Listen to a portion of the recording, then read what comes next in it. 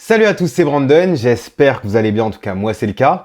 Et aujourd'hui je vais vous parler du Mi 10T Pro. Si je dis Xiaomi, on pense tout de suite rapport qualité-prix. La marque s'est construit une réputation sur ses téléphones pas chers avec une bonne fiche technique, et ça sur toutes les gammes. Que ce soit sur l'entrée, le milieu ou alors le haut de gamme, Xiaomi a toujours su créer l'unanimité auprès de la presse tech, mais aussi chez ses consommateurs. C'est avec le Mi 10 Pro sorti plus tôt cette année que la marque s'est un peu perdue en proposant un smartphone à 1000 €, clairement trop cher pour la proposition, surtout quand on le mettait en opposition au OnePlus 8 Pro. La marque s'est donc demandé comment corriger le tir, comment attirer des gens à nouveau vers leur smartphone haut de gamme, et le résultat de cette réflexion, c'est ce Mi 10T Pro qui fait des concessions sur quelques aspects tout en apportant quelques nouveautés. Au niveau de la fiche technique, on est sur du haut de gamme, Snapdragon 865, 8 Go de RAM et 128 Go de stockage, une batterie de 5000 mAh, et un immense écran de 6,67 pouces, Full HD+, avec un taux de rafraîchissement à 144 Hz, tout ça pour la modique somme de 570 €. C'est presque 2 fois moins cher que le Mi 10 Pro sorti plus tôt cette année, et du coup,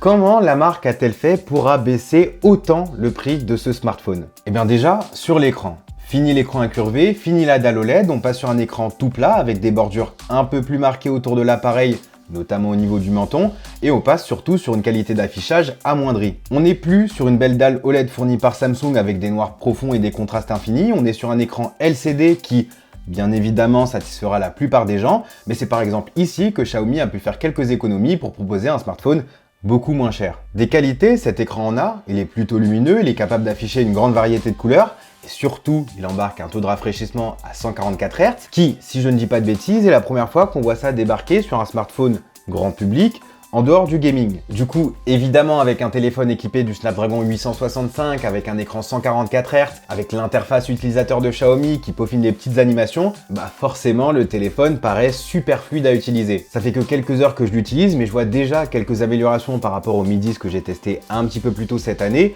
et la nouvelle version de MIUI y est forcément pour quelque chose. MIUI introduit tout un tas d'animations qui font plaisir à regarder, par exemple quand on va baisser le panneau de notification ou alors le centre de contrôle, qui rappelle au passage fortement celui de l'iPhone, quand on va déverrouiller le téléphone ou alors passer au multitâche, bah toutes ces animations mises bout à bout, couplées aux 144 Hz, font que cette interface est vraiment agréable à utiliser. Avec cette nouvelle version de MIUI, on a aussi droit à un tiroir d'applications par défaut, avec des catégories en haut pour accéder plus vite à certaines applications, par exemple de messagerie ou des outils, et pour le coup, je trouve ça plutôt bien joué. Après, j'ai pas encore tout fouillé, MIUI reste MIUI, c'est très loin de ce qu'on a l'habitude de voir sur Android. Mais il y a tout un tas de nouveautés comme les fenêtres flottantes pour avoir des applications en petites fenêtres que j'ai pas eu le temps de bien tester. Mais en tout cas, pour la première fois, je peux dire que j'en ai une plutôt bonne première impression. Pour en revenir à comment Xiaomi a fait drastiquement baisser le prix sur ce Mi 10T Pro, un autre élément où la marque a fait quelques concessions, et c'est une conséquence directe du choix de la dalle LCD plutôt qu'OLED,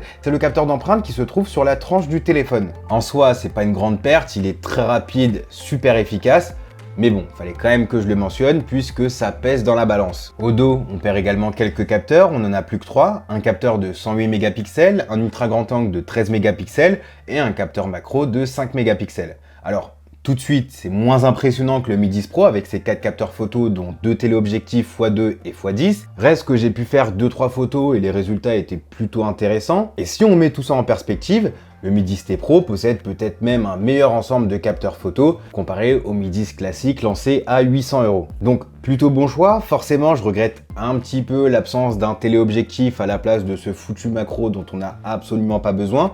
Mais bon, avec le grand capteur de 108 mégapixels couplé à de bons algorithmes, on peut faire du zoom numérique plutôt acceptable. Donc jusqu'ici, on a vu qu'on a fait des concessions sur la technologie de l'écran, sur le capteur d'empreinte, sur l'appareil photo, et il y en a d'autres qu'on peut mentionner. On passe d'une charge 50 watts à 33 watts, on perd la charge sans fil, il n'y a toujours pas de certification IP68 pour la résistance à l'eau et à la poussière, mais au final, à ce prix-là, ce sont des sacrifices totalement acceptables. Derrière, on garde la 8K à 30 fps en vidéo, la charge 33 watts est amplement suffisante, il est double SIM, Wi-Fi 6, tout ça dans un paquet performant avec du stockage UFS 3.1, de la RAM LPDDR5 et un Snapdragon 865 qui lui confère une compatibilité 5G. Autrement, niveau design, ça reste un téléphone qui est plutôt joli, la face avant offre une grande immersion, ce qui sera pratique pour consommer du contenu. C'est d'autant plus vrai si on prend en compte le trou dans l'écran discret qui loge la caméra selfie de 20 mégapixels et la présence de deux haut-parleurs stéréo puissants. Je suis un peu moins fan du dos, le le module photo rectangulaire n'est pas le plus esthétique,